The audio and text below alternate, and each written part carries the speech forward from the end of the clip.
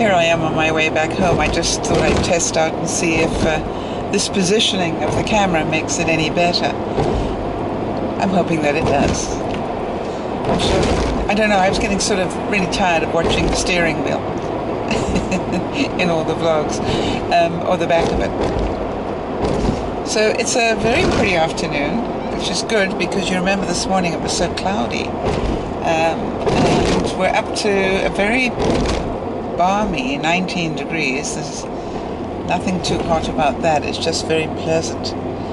And it's been a very tough day, very busy day, and full of, stupid things that were meant to ruin my day. But the only thing I can say was I was just really tired today.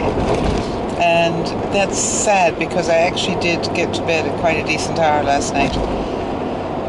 But it is what it is, and I was so busy I just didn't end up having lunch at all. I just worked right the way through and I've done that, actually I did that all 3 days this week because I knew it was a short week, and because we had Monday off here, and then of course I get tomorrow off because it's Retirement Friday tomorrow. Very exciting. So anyway, I tried to just put in some extra time, not a whole lot, but an extra hour or so, just to try and make up for that. And then next week it'll be a full week, normal week, so that will be good.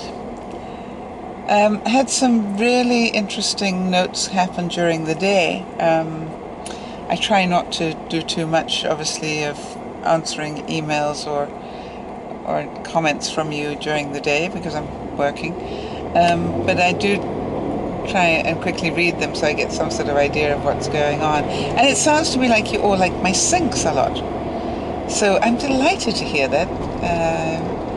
As I said, it's a bit like paint, in as much as for the bang you get for your buck, paint is excellent, if you want to just brighten up a room suddenly.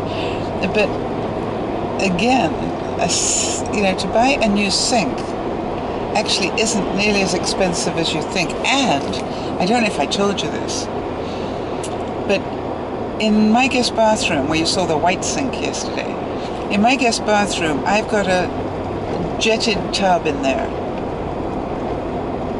and I bought it off the main drag. Do you know what I mean? I didn't get it from Home Depot or any of the obvious places. There was I think a wholesale place near where I work that somebody had suggested I go to, and I picked up a regular size jetted tub. I think it's got 4 jets in it, for like $200. I sort of went, what? Now, it obviously cost me more than that to have it installed, but the tub itself only cost me a couple of $100, which, again, I thought was really good. So, the point that I'm trying to make here is that quite often, if you just search around a bit, you can get some pretty good deals. And I don't know if I showed you guys. Hey, I've got to show you guys my tiles I got for my kitchen. Did I show you? I don't think I did. Let me know. If I didn't show you the tiles for my kitchen that I found, then I will take pictures. Very excited about those. I was, really, really fun. So it's all about how to do this, on a shoestring budget. And I think what happens to us, we get so tied up with the instant gratification, I want it done tomorrow, that's what we do. And I actually, with my kitchen, haven't been able to do that at all, because the money that I had put aside for my kitchen had to be used for a family emergency. And so I ended up getting everything done in my house except my kitchen. All the major things I wanted to do, I got done. But I didn't get my kitchen done, which, is a rather important part of the home. And so, now do I think that I might suddenly come into some sort of windfall one day and suddenly have enough money to redo my kitchen the way I want to? I hope so. But in the meantime, I refuse to to live in my 1980s kitchen. So that's why I've changed, all the paintwork and changed the look of it generally. Because I don't want to sit in my 90s, 80s kitchen. I would like my 2013 kitchen. And as you already know, I'm probably not going to be taking that fridge with me anywhere. It's just way too much. Did I tell you about the disaster oh my God, I should have told you this yesterday.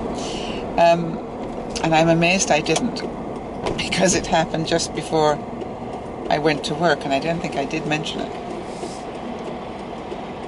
What happened?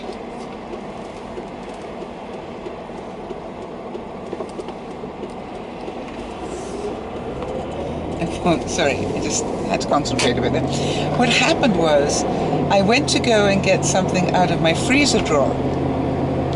And as you know, I've got this beautiful French door fridge freezer, where the freezer is at the bottom. And the bottom level has 3 different levels in it, the freezer section. So it has a top drawer in which you can put, I put a lot of, what sort of things do I put in the top drawer? Pre-cooked meals that I've made for myself, and frozen vegetables, stuff like that I put in there. And then the second drawer is much thinner. It's only about yay thick. And in there I put frozen fruit that I've got left over. I think you guys know, what I do is that at the end of the week, if I've got any fruit left over that is still good, I will freeze it, ready for my smoothies during the week. So, and then on the bottom, I have the deep bin, where you put roasts and all the other crud, of which I seem to have rather a lot. So this, deep freeze is totally full, and I keep buying more food. I don't know what it is in my psyche. I must have really thought somewhere in my deep subconscious that I'm going to starve one day. Because, one person should not be able to fill up a freezer that big. But I can, very easily. All right, so here's the deal. Yesterday, I was trying to get something out of the middle drawer. And the next thing I knew, something had gone totally wrong. And food had been pushed at the back of the middle drawer and gone into the black hole behind all the drawers. Now, I did find that you could get to it. You just had to grovel a bit on the floor and get a wooden spoon, and you could manipulate it out. That was fine. Then when I went to go and put the drawer back, that second drawer, it got stuck.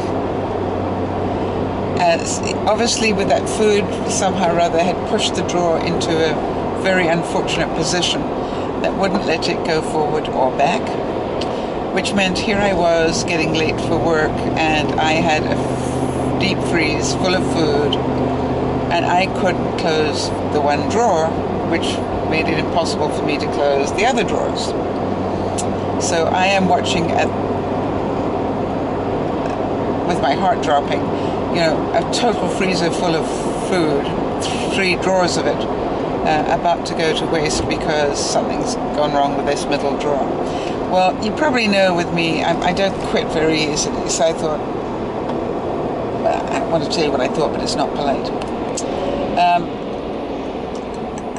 And I thought, I have to get this fixed before I go to work. So even if I'm late for work, I have to get this fixed because I'm not going to ruin that much food. So then I tried very gently lifting the drawer up, so the runner had got stuck in some way. So I'm busy trying to lift it, and I'm pretty sure I'm going to end up breaking this drawer because it just wouldn't move, and it wouldn't move. And I'm thinking the only way I'm going to get this drawer to move is to actually destroy it. And I was quite close to doing that when I thought, you know something, I'm going to give it one really good tug. It's either going to crack it or it's going to move it. And very luckily it moved it.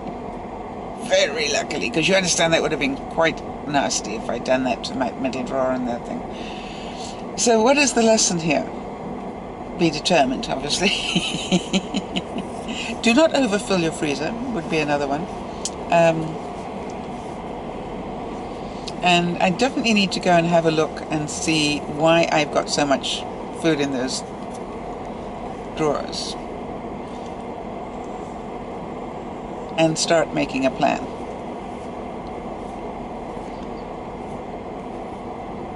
It's not like I eat stuff out of there that regularly. I don't know why I keep doing that to myself, but I do.